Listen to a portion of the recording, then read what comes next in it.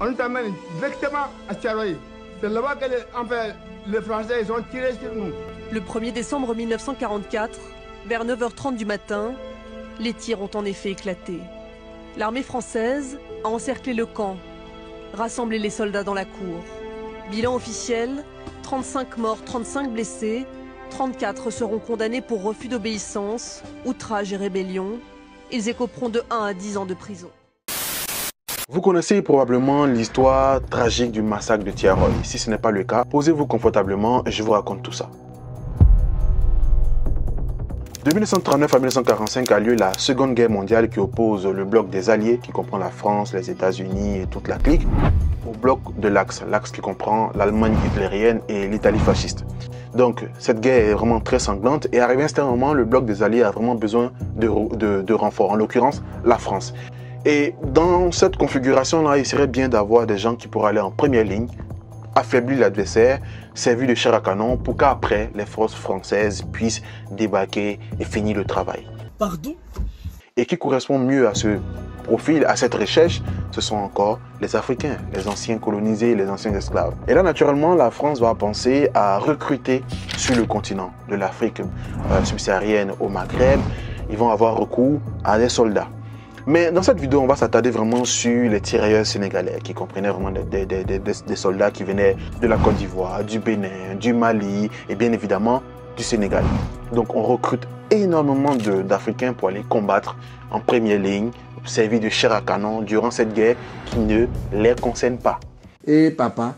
Donc ils vont combattre, il y aura énormément de morts africains, mais il y aura également beaucoup de prisonniers parce que les Allemands vont faire prisonniers ces soldats africains là, vont les mettre dans des camps nazis et ils vont vivre là-bas pendant pratiquement 4 ans dans des conditions que je ne peux vous décrire, vous imaginez bien. Fort heureusement, fin 1944, début 1945, la Seconde Guerre mondiale prend fin et donc l'Allemagne est vraiment acculée. Ils doivent libérer un certain nombre de prisonniers, donc ils vont libérer parmi ces prisonniers là les fameux Africains, on compte environ 1600. Et quand ces Africains là sont libérés, la France, la guerre est finie, la France doit procéder au blanchissement de ses troupes. Parce que ces Noirs qui sont allés se battre comme des bourrins, comme des fous pour la France, ne doivent pas rester dans l'armée et l'armée française doit être blanche. Ce qui pour moi n'est pas problématique.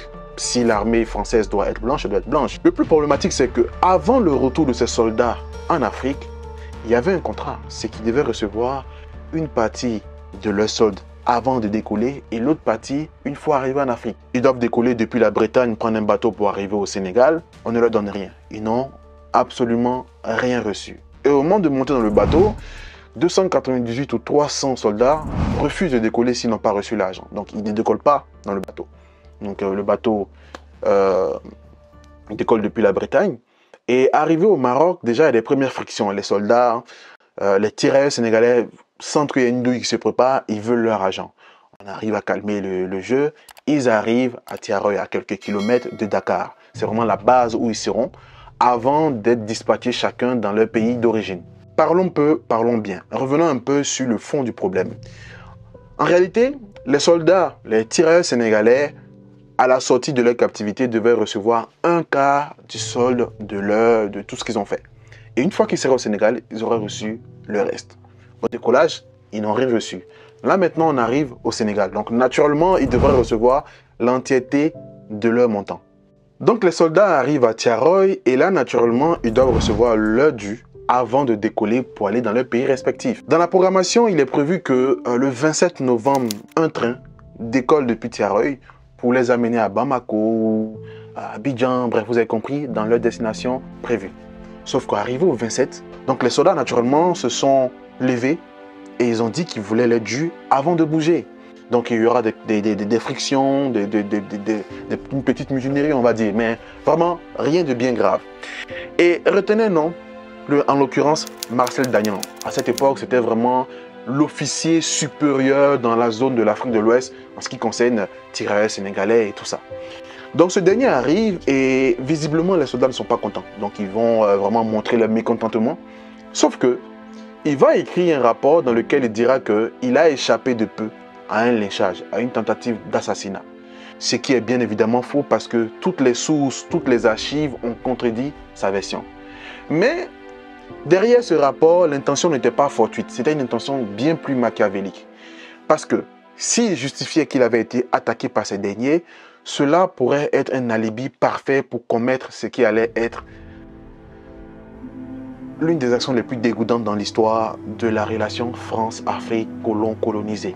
Dans la foulée, pour mater, pour réprimander cette fameuse mutinerie, cette fameuse tentative de lynchage, ce fameux Marcel Dagnan va accomplir un acte, bien évidemment, sous l'ordre de la France, un acte très belliqueux, très dégoûtant.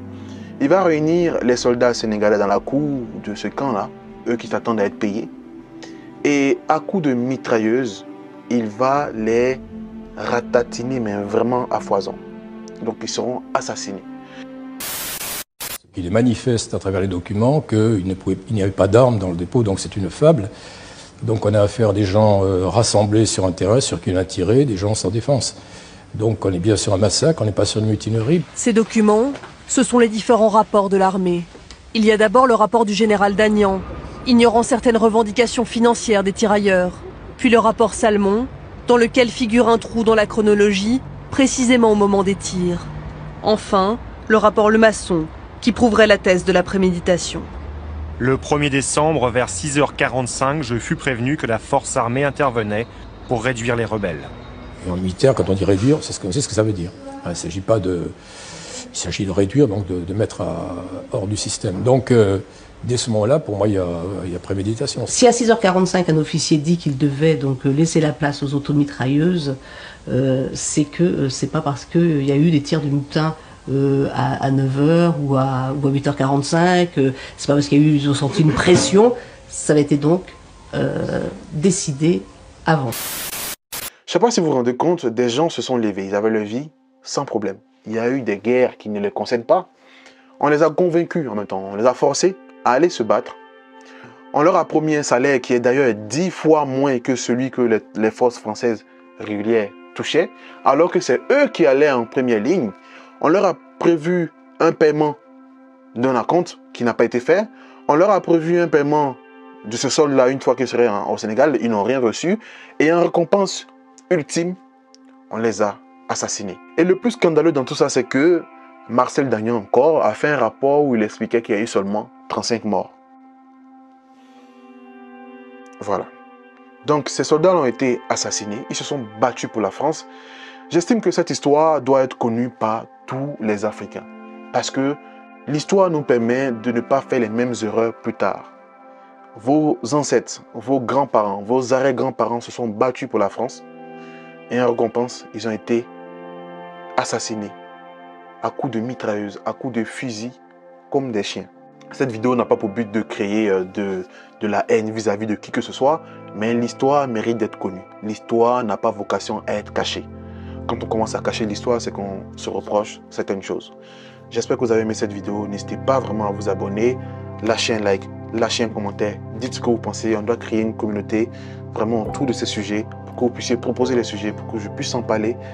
Restez connectés, lâchez un like. On est ensemble. Ciao, ciao. Yo, salut, j'espère que tu vas bien. Si tu as regardé cette vidéo jusqu'ici, ça veut dire que le message te plaît, le contenu de la chaîne te plaît. Alors, ne coupe pas la vidéo, j'ai un message qui va durer 30 secondes à te dire.